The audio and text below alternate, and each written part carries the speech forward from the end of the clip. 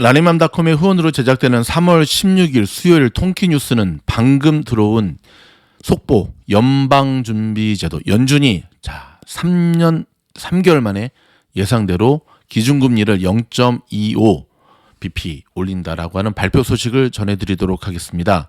조금 전에 들어온 속보 소식인데요. 연준이 오늘 FOMC 회의 통해서 기준금리를 0.25포인트 인상한다고 발표했습니다. 이로써 미국의 기준금리는 0.25에서 0.5% 사이를 오르내리면서 제로금리 시대에 마침내 마침표를 찍게 되었습니다. 금리 인상은 여러분 2018년 12월 이후 무려 3년 3개월 만에 처음으로 시작된 일이고요. 엄청나게 풀었던 돈을 테이퍼링을 통해서 회수가 끝나거든요. 끝났죠. 그러면서 오늘 연준이 즉각적으로 발표를 했습니다. 연준은 오늘 점도표에서 올해 말 금리를 1.9%로 예상한다면서 올해 6차례 추가 인상을 시사했습니다. 또한 내년에도 3차례 금리 인상을 시사했습니다.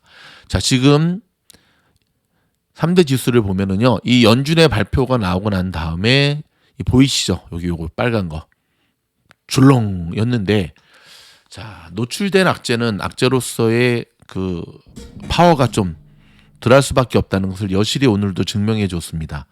보통 나면은 폭락할 줄 알았는데 여러분 팡주식들 기술주들 어떻습니까? 상당히 잘 방어해내고 있고요. 당연히 금리 인상의 수혜주라고 할 수 있는 은행주들 오늘 굉장히 좋은 모습 보이고 있네요.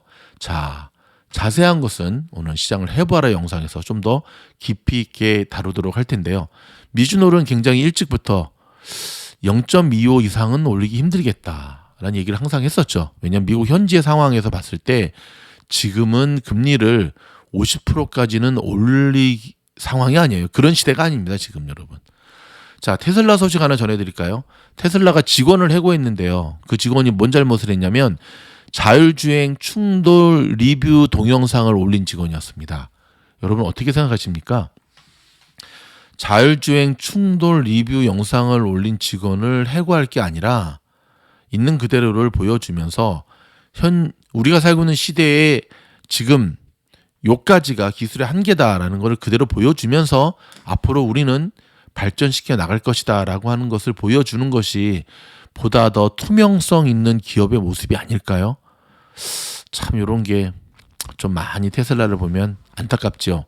일본 후쿠시마 앞에서 진도 놀라지 마십시오. 무려 7.3의 지진이 있었습니다. 다행히 바닷가에서 있었기 때문에 다행인데 그럼에도 불구하고 도쿄마저도 흔들흔들 거리는 미국의 전 사령관이 앞으로 열흘 동안 못 버티면 우크라이나가 승리한다. 그러니까 열흘 동안 버티면 러시아가 열흘 안에 우크라이나를 점령하지 못하면 전쟁에서 승리하지 못하면 우크라이나의 승리다라고 하는 전망을 자신 있게 내놓았습니다. 종 한번 치고 미국의 로컬 소식 마무리합니다.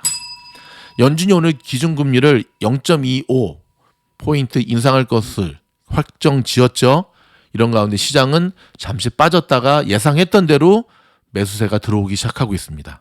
예상했던 대로 움직이는 것, 큰 그림과 추세를 잡아가는 투자가 얼마나 중요하다는 것, 여러분 우리 미주노 가족들 계속 검증하고 계시고 이제는 믿음이 오시죠?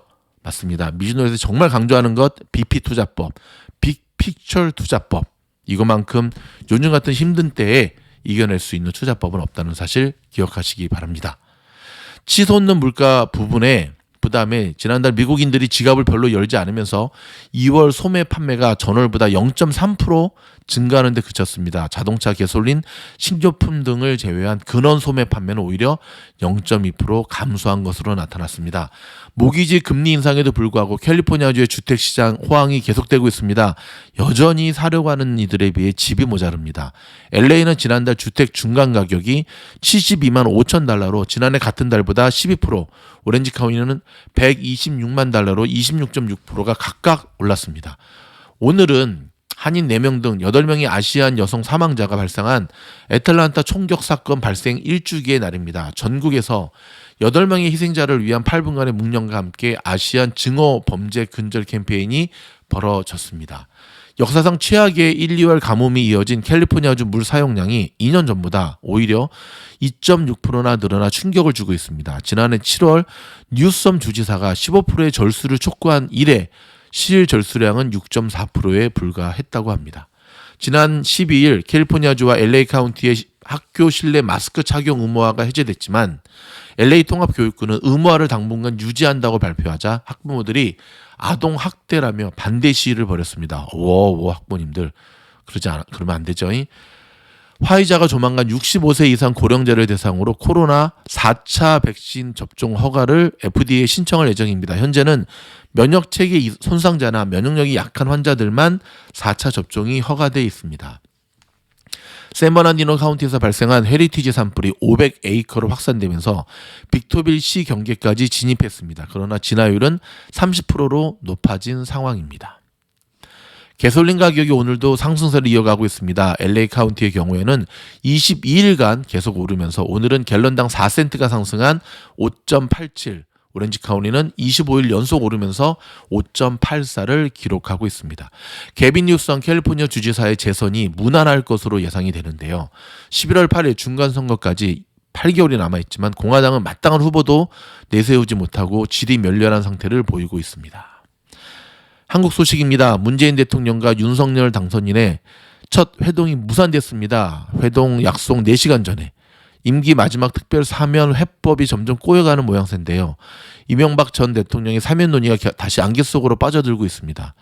근데 윤석열 당선자가 이거는 좀 오버하는 거 아닌가요? 아니 사면을 하려면 지가 대통령 되고 난 다음에 하면 될 거지. 왜 지금 그걸 요구하는지 이해가 안 되네요.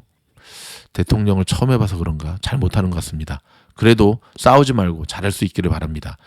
자, 북한이 어제 평안 순안 비행장에서 탄도미사일을 발사했으나 발사 직후 고도 20km 이하에서 폭발했습니다. 아직 기술력이 그닥.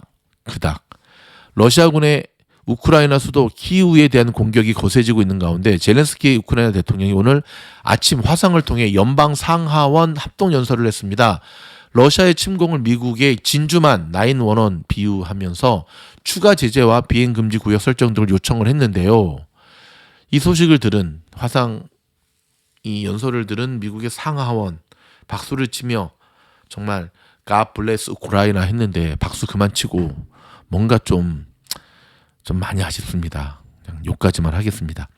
한편 다음 주 나토 정상회의에서 참석하는 바이든 대통령이 폴란드까지 방문해 젤렌스키 대통령을 만날지 관심이 집중되고 있는 가운데 바이든 대통령은 오늘 우크라이나에 8억 달러의 추가 군사 지원 계획을 발표했습니다. 자, 러시아 외무부 장관 라브로프 우크라이나의 중립국화가 진지하게 논의되고 있다면서 타협의 희망이 있다고 평가했지만 우크라이나 측은 안전보장이 우선이라며 중립국 안을 거절했습니다. 그럼에도 불구하고 자 젤렌스키 쪽에서도 이제는 그러니까 휴전이 될 수 있을 거다라고 하는 기사가 종종 나오고 있습니다. 연방 상원이 어제 서머타임제를 항구적으로 적용하는 내용의 법안을 만장일치로 가결해 하원으로 송부했습니다. 이 법안은 2023년부터 365일 계속해서 서머타임을 유지하는 내용을 담고 있습니다. 그러나? 그래야 되나? 잘 모르겠네요. 자, 여러분 시장이 지금 반등에 지금 올라오고 있는데요. 일단 지금 딱 1시간 남았거든요. 장 끝나기 전까지 좀 끝까지 지켜보고 난 후에 오늘 시장을 해봐라 영상에서 좀 집중적으로 해부해 드리도록 하겠습니다. 오늘도 변함없이 미주노리가 함께 해주신 여러분 복된 하루 되시기 바랍니다. 물러가겠습니다. 화이팅!